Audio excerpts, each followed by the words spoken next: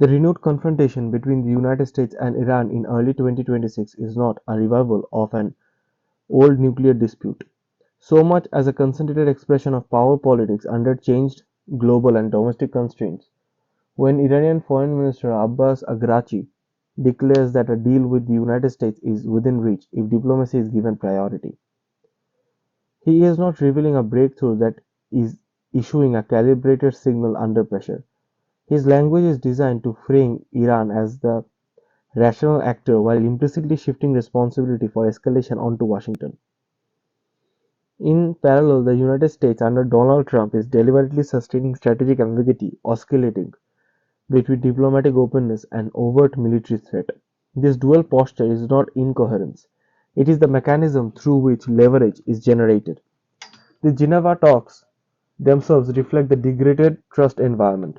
They are indirect, mediated by Oman, stripped of the ritualistic optimism that characterized earlier multilateral nuclear negotiations. This alone signals that the negotiation is no longer about mutual confidence building, but about compliance extraction under asymmetric pressure. Iran enters the room weakened by sanctions, internal unrest, and financial fragility. The United States enter with escalation dominance but constrained by domestic politics, alliance management, and the global economic consequence of conflict. The structure of the talks reflects this imbalance. Iran seeks relief and time, while the United States seeks irreversible constraints without assuming the cost of regime change or long-term military occupation.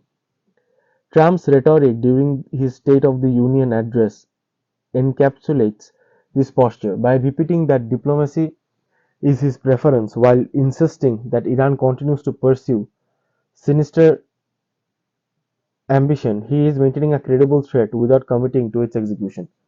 This rhetorical tension is not accidental. It's coercive diplomacy. The credibility of force depends not on certainty but on uncertainty. A threat that is too explicit becomes predictable. One that is too vague becomes dismissible. Trump's language keeps Iran guessing about threshold timelines and triggers, thereby increasing the psychological and strategic cost of non-compliance. Iran's repeated insistence that it will, under no circumstances, ever develop a nuclear weapon must be read in this context. Such declarations are costless and reversible, and therefore insufficient as signals of intent. While the United States and its allies actually demand are structural constraints, limit on enrichment level, intrusive inspections, extended breakout timelines, and restrictions on delivery systems, these demands strike at the core of Iran's strategic autonomy. For Tehran, the nuclear program is not merely a weapons pathway, but a bargaining chip, a deterrent shadow, and a symbol of sovereign defiance. To surrender meaningful control over it without ironclad guarantees of sanctions relief and regime security would be strategically irrational from Iranian perspective. The military dimension of this standoff is therefore not peripheral but central. The deployment of the USS Gerald R. Ford towards the Middle East is not preparation for an inevitable war, but the physical manifestation of bargaining power. Carrier strike groups, air power, and forward base functioning as instruments of persuasion, not merely destruction. They alter Iran's cost-benefit calculations by compressing decision timelines and increasing the credibility of punitive action. At the same time, Iran's Revolutionary Guard drills and strong fortress rhetoric serve a different purpose altogether. They are aimed less at deterring the United States, which already enjoys overwhelming conventional superiority, and more at domestic and regional audiences. They are signals of resilience meant to preserve regime legitimacy in the face of visible vulnerability.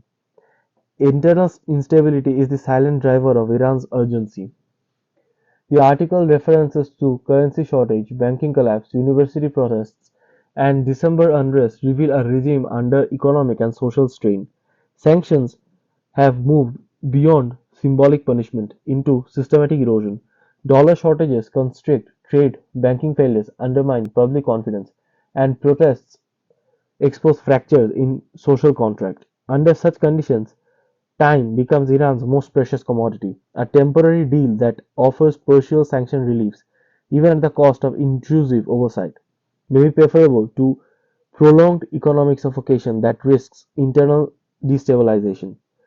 For the United States, the calculus is different. Full-scale war with Iran would be costly, regionally destabilizing, and politically risky, especially in a global environment that is already stained by great power, competing and fragile energy markets. Yet, doing so, nothing changes at its own cost. Erosion of credibility, proliferation risk, emboldening of adversaries. The preferred outcome is therefore a constrained equilibrium in which Iran's nuclear capabilities are kept and monitored. Regional escalation is contained, and the United States avoid burdening the long-term military entanglement. This explains the emphasis on meaningful ideas rather than grand bargains. Incremental compliance backed by force as is seen more as sustainable than sweeping agreements reliance on trust. The likely outcomes of this standoff follow from these incentives. A temporary or interim agreement, limited in scope and duration, is the most rational equilibrium. Such a deal would allow Trump to claim diplomatic success and deterrence, while allowing Iran to secure breathing space and economic relief. Negotiation collapse without immediate war is the second most plausible scenario, characterized by intensified sanctions and covert actions, continued pressure designed to weaken Iran incrementally. A limited military strike remains a contingent option, triggered by perceived violations or provocations. But even such a strike would likely be followed by renewed negotiations rather than escalation into total war. At its core, the confrontation is not about abstract principles or moral claims. It is about control, credibility, and time under condition of asymmetry. Iran seeks to survive, stabilize, and outlast pressure. The United States seeks to constrain, deter, and extract compliance without overextension. The language of diplomacy masks a hard reality. Outcomes will be determined less by statements in Geneva than by carriers at sea, inspectors on the ground, and the internal resilience of the Iranian state. In that sense, the 2026 talks are not a turning point but a snapshot of the ongoing struggle in which neither side can afford absolute victory and neither can afford to concede weakness.